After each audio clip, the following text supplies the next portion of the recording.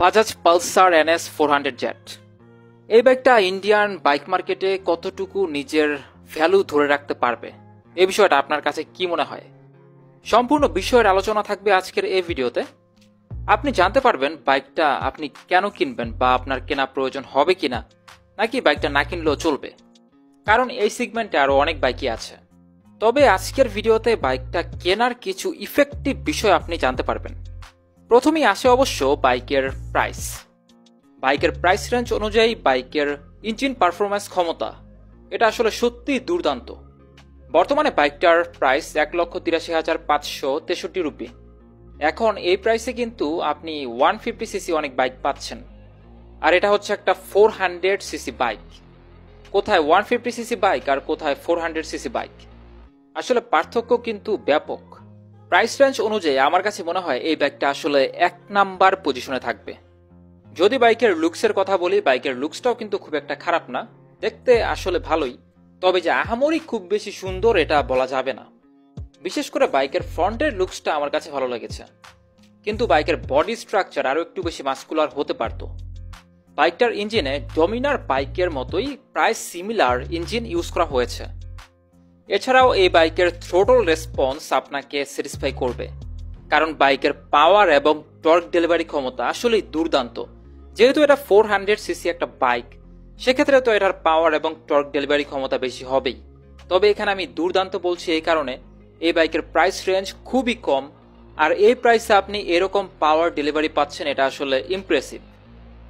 বাইকটা থেকে আপনি পাওয়ার প্রডিউস করতে পারবেন 8800 RPM 40 PS, এবং আপনি টর্ক প্রডিউস করতে পারবেন 6500 RPM 35 নিউটন মিটার। আর বাইকের টপ স্পিড আপনাকে 100% স্যাটিসফাই করবে, কারণ বাইকটা থেকে আপনি সর্বোচ্চ গতি পাবেন 171 কিলোমিটার পর্যন্ত, যেটা আসলে হিউজ। এছাড়াও বাইকের ফ্রন্টে সাসপেনশন ইউজ করা হয়েছে 43 মিলিমিটার আপসাইড ডাউন ফর্কস, এবং বাইকের পেছনে থাকছে অ্যাডজাস্টেবল মনোশক। অ্যাডজাস্টেবল মনোশক হওয়াতে আপনি এটাকে অ্যাডজাস্ট করে চালাতে পারবেন। বাইকের সাসপেনশন ফিডব্যাক দুর্দান্ত, এটা নিয়েও ইউজারদের কমপ্লেন নাই। এক্ষেত্রেও বলা যেতে পারে বাইকটা আপনার জন্য একটা বেস্ট ডিসিশন হতে পারে কেনার ক্ষেত্রে, আপনি যদি সাসপেনশনের দিকটা দেখেন তাহলে। বাইকের ফ্রন্টে ইউজ করা হয়েছে প্রজেক্টর LED হেডলাইট, তার সাথে DRLও থাকছে। এছাড়াও এটার লুকসটা তো আকর্ষণীয় বটেই। আপনি এটা থেকে 90 ভিজিবিলিটি বেশ ভালোই পাবেন, আপনার এক্সট্রা ফগ লাইট ইনস্টল করার কোনো প্রয়োজন নাই। এছাড়াও সেফটি ফিচার্স হিসাবে আপনি পাবেন বাইকে 320 মিলিমিটার ডিস্ক ব্রেক, এটা বাইকের ফ্রন্টে, এবং আপনি বাইকের পেছনে পাবেন 230 মিলিমিটার ডিস্ক ব্রেক। এছাড়াও ডুয়াল চ্যানেল ABS তো থাকছেই।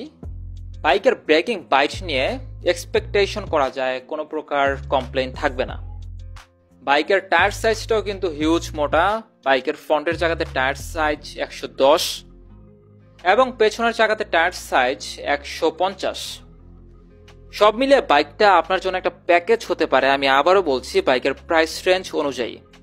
কারণ আপনি 400cc একটা বাইক পাচ্ছেন 1,83,563 রুপিতে। এই প্রাইস রেঞ্জে এখন পর্যন্ত কোনো কোম্পানি আপনাকে 400cc বাইক দিচ্ছে না। যদি কেউ দিয়ে থাকে অবশ্যই জানাবেন কমেন্ট বক্সে, তবে ওই বিষয়টা আমার জানা নাই। ভিডিওটা ইন্ডিয়া অথবা বাংলাদেশ থেকে যেখান থেকে আপনারা দেখছেন, চ্যানেলটাকে সাবস্ক্রাইব করে রাখবেন। এই চ্যানেলে দুই দেশের বাইকগুলো নিয়েই ভিডিও তৈরি করা হয়। আজকের মতো এই পর্যন্তই, দেখা হবে নতুন ভিডিওতে। আল্লাহ হাফেজ।